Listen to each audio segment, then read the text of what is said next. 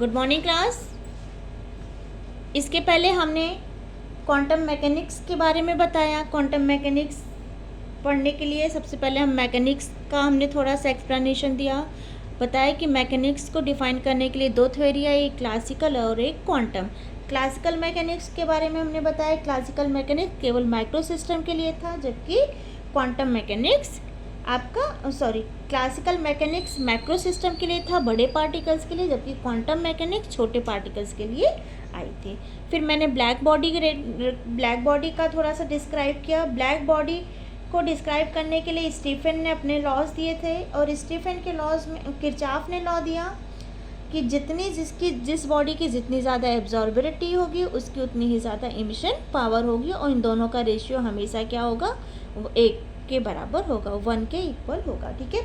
इसके बाद स्टीफन ने अपना फोर्थ पावर लॉ दिया। उन्होंने बोला था कि जो इमिशन में जो एनर्जी होती है वो टेम्परेचर की पावर 4 के प्रोपोर्शनल होती है, और इसको बोल्ट्जमैन ने अपना थोड़ा थर्मोडायनेमिक्स टर्म यूज़ किया और बोला कि जो एनर्जी है वो टेम्परेचर की पावर 4 के इक्वल तो होती ही होती है, साथ के साथ वो टेम्परेचर और एरिया पे भी डिपेंड करती है।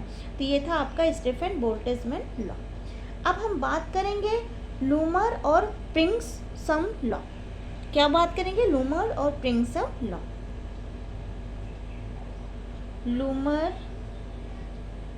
And Pringsheim law. इन्होंने क्या किया था बेटा, जैसे यहाँ बताया ना कि ये जो एनर्जी होती है वो टेम्परेचर पे डिपेंड कर रही है।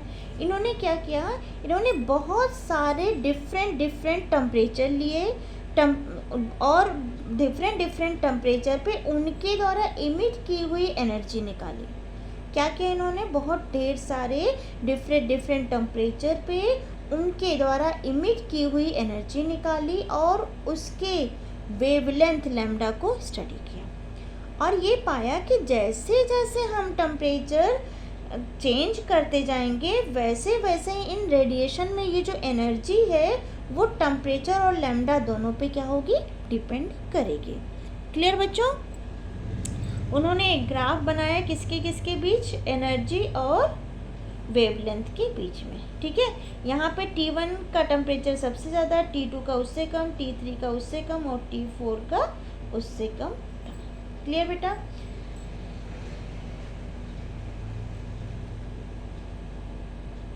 इन्होंने क्या किया, एनर्जी और लैम्डा के बीच वेवलेंथ काउंट किया। ठीक,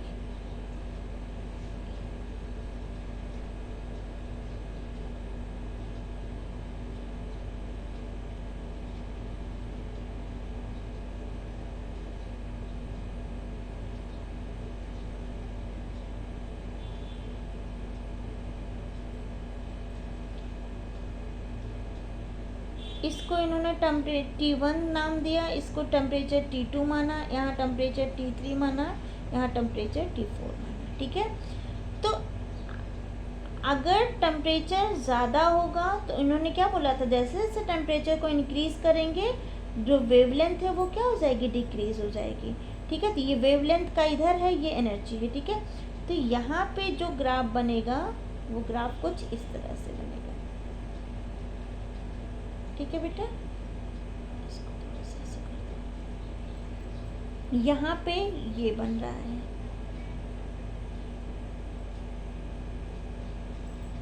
यहाँ पे टेम्परेचर और एनर्जी के बीच जो ग्राफ बन रहा है वो ये बन रहा है, और यहाँ पे जो ग्राफ बन रहा है वो ये बन रहा है। ठीक। तो यहाँ से हमने क्या देखा कि जैसे जैसे हम टेम्परेचर को इंक्रीज करते जाएंगे वेवलेंथ क्या हो जाएगा, कम होता जाएगा। जैसे जैसे टेम्परेचर को डिक्रीज करते जाएंगे वेवलेंथ हमारी क्या हो जाएगी, इंक्रीज होती जाएगी। ठीक है। तो यहाँ से हम क्या बोल सकते हैं कि टेम्परेचर इंक्रीज होगा तो ये जो मैक्सिमम लैम्डा मैक्स है, लैम्डा मैक्स क्या होगा, ये move to lower wavelength, lower wave. ठीक है।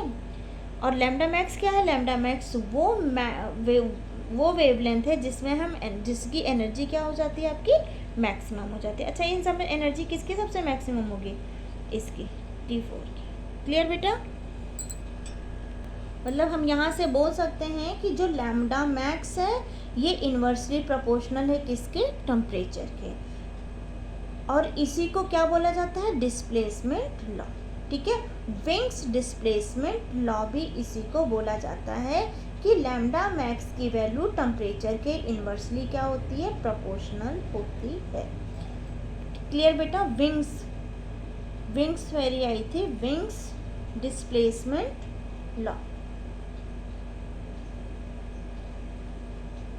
लॉ के अकॉर्डिंग ये जो आपका लैम्डा मैक्स है ये क्या होगा? ये टेम्परेचर के इन्वर्सली क्या होगा? प्रोपोर्शनल होगा।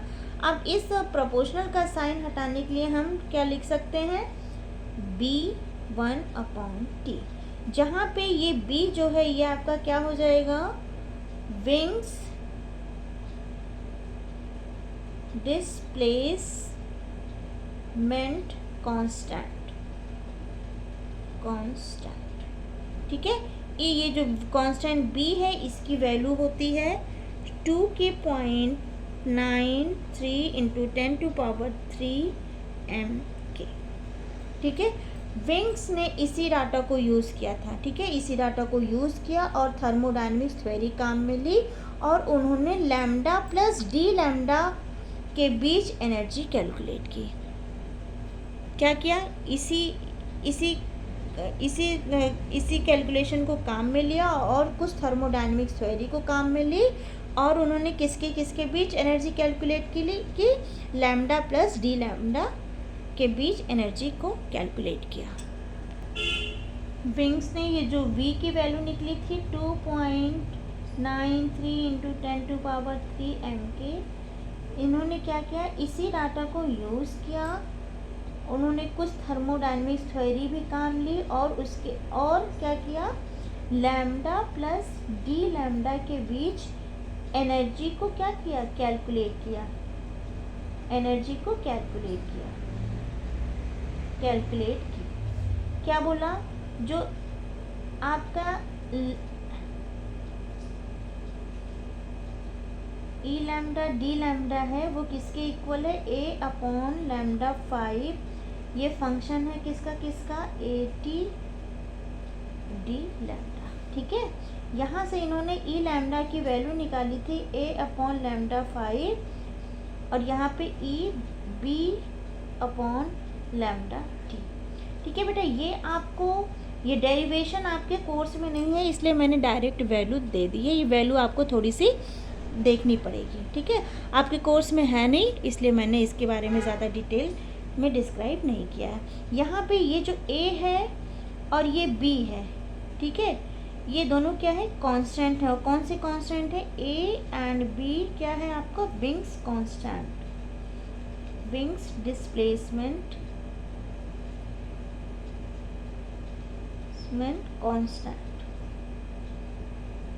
कांस्टेंट। अच्छा, ये जो वैल्यू निकल के आई, ये जो लैम्डा निकल के आया एनर्जी लैम्डा मैक्स, इसमें क्या हुआ? ये जो आपकी एनर्जी है विंग्स डिस्प्लेसमेंट लॉ जो है ये लोअर वेवलेंथ पे तो फॉलो हो रहा था, लेकिन अगर हम हायर वेवलेंथ की बात करें तो ये हायर वेवलेंथ पे फॉलो नहीं हो रहा था। ये जो एनर्जी निकल के आई ये लोअर वेवलेंथ पे तो फॉलो हो रहा था लेकिन हायर वेवलेंथ पे फॉलो नहीं हो रहा था। इसके बाद रिले और जीन्स लॉ आया। कौन से? ये तो विंग्स लॉ था आपका, विंग्स लॉ। इसके बाद आया क्या? रिले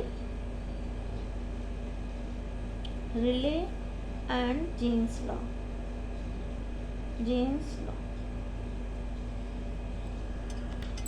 आपका रिले और जीन्स लॉ जो था वो बेस्ड था किस पे? Equipartition of energy. इनके अकॉर्डिंग जो आपका E lambda d lambda is equal to क्या था? 8πK लैम्डा की पावर 4 डी लैम्डा। देखो यहाँ भी डी लैम्डा था, यहाँ भी डी लैम्डा था, ये दोनों कैंसिल आउट हो जाएंगे। तो यहाँ से जो एनर्जी निकल के आई वो E lambda is equal to 8πK lambda की पावर 4। ये जो एनर्जी थी ये हायर वेवलेंथ पे तो फॉलो हो रही थी लेकिन लोअर वेवलेंथ पे फॉलो नहीं होती। विंग्स डिस्प्लेसमेंट, विंग्स लॉ जो था, ये था विंग्स की जो एनर्जी थी ये किस पे फॉलो हो रही थी, ये लोअर पे फॉलो हो रही थी, हायर पे फॉलो नहीं हो रही थी। जबकि रिले और जीन्स लॉ के अकॉर्डिंग ये जो एनर्जी थी ये हायर पे तो फॉलो हो रही थी लेकिन लोअर पे फॉलो नहीं हो रही थी। अब इसके बाद आई प्लैंक्स थ्योरी। कौन सी थ्योरी आई? Planck's theory. Planck's theory.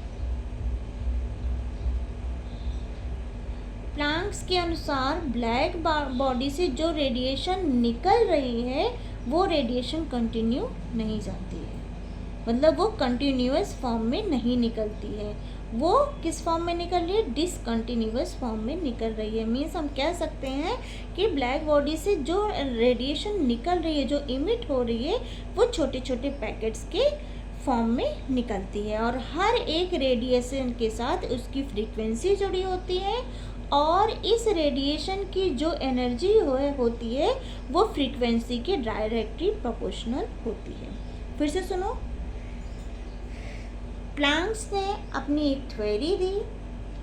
क्यों आई प्लैंक्स थ्योरी? क्योंकि विंग्स लॉ के अकॉर्डिंग जो एनर्जी थी वो लोअर वेवलेंथ पे फॉलो हो रही थी, हायर पे नहीं। रिले और जीन्स लॉ के अकॉर्डिंग जो एनर्जी थी वो हायर वेवलेंथ पे फॉलो हो रही थी लेकिन लोअर पे नहीं हो रही थी। प्लैंक्स थ्योरी जो थी उनके अकॉर्डिंग जो किसी भी ब्लैक बॉडी से जो रेडिएशन निकल रही है वो रेडिएशन कंटिन्यू नहीं जाती है, कंटिन्यूअस फॉर्म में नहीं निकलती है, वो डिसकंटिन्यूअस फॉर्म में निकलती है।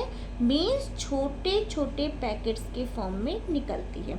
मतलब एनर्जी जो होती है, एनर्जी वो कंटिन्यू ना निकल करके छोटे छोटे पैकेट्स के फॉर्म में क्या हो रही है? निकलती है, और वो भी डिसकंटिन्यूअस फॉर्म में निकल रही है। ठीक है, और हर एक रेडिएशन के साथ इनकी क्या जुड़ी होती है? फ्रीक्वेंसी जुड़ी होती है और इस रेडिएशन की जो एनर्जी है वो फ्रीक्वेंसी की डायरेक्टली क्या होती है? प्रोपोर्शनल होती है। तो हम कह सकते हैं एनर्जी डायरेक्टली प्रोपोर्शनल होती है किसकी? फ्रीक्वेंसी के। यहाँ अगर हम प्रोपोर्शनलिटी का साइन हटाएंगे तो ये क्या हो जाएगा? H mu.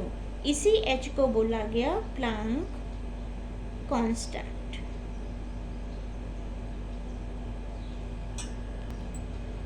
मैंने क्या बोला?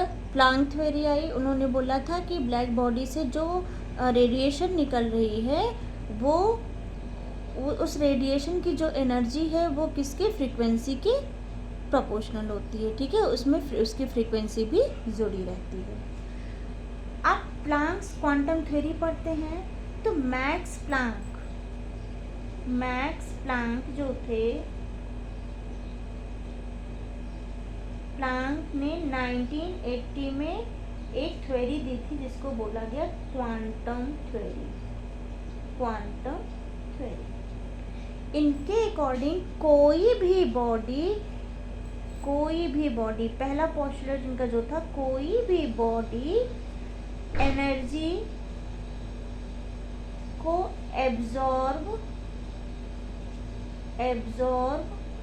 या इमिट कंटिन्यूअस फॉर्म में नहीं करते बल्कि स्मॉल पैकेट्स के फॉर्म में करते, पैकेट के फॉर्म में करते। ठीक है, दूसरा उन्होंने क्या बोला?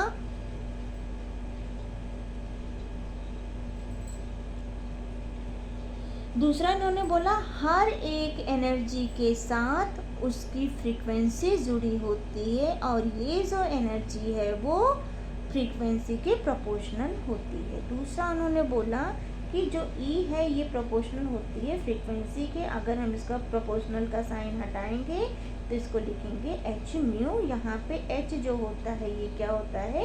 Planck constant. ठीक है, on the basis of that assumptions, ठीक है, on the basis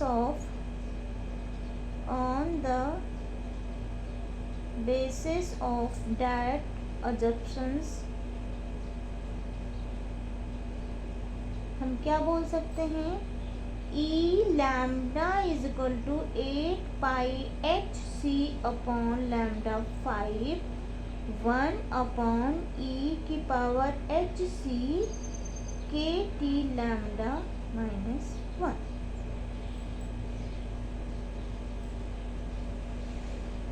डेरिवेशन आपके कोर्स में नहीं है, ठीक है।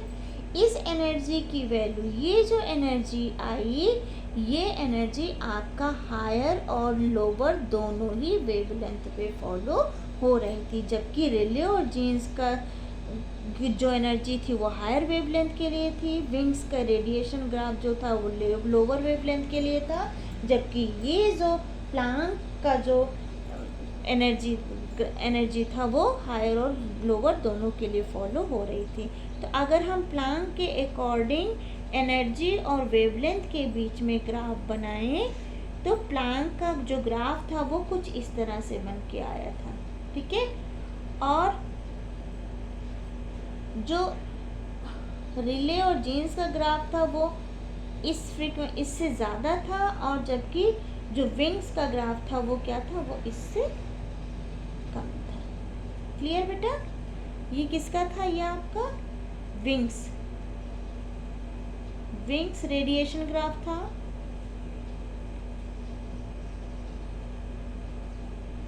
और ये जो ग्राफ था ये आपका किसका था? रिले जीन्स ग्राफ, और ये जो ग्राफ है ये आपका किसका है? Planck graph. यहाँ तक आपको समझ में आ गई? ये जो वैल्यूज़ मैं पुट कर रही हूँ ये सिर्फ वैल्यूज़ आपको लर्न करनी पड़ेगी, ये आपके कोर्स में इसका डेरिवेशन नहीं है। क्लियर? तो आई होप आपको यहाँ तक समझ में आया है। इसके नेक्स्ट का टॉपिक मैं नेक्स्ट लेक्चर में करूँगी। Thank you.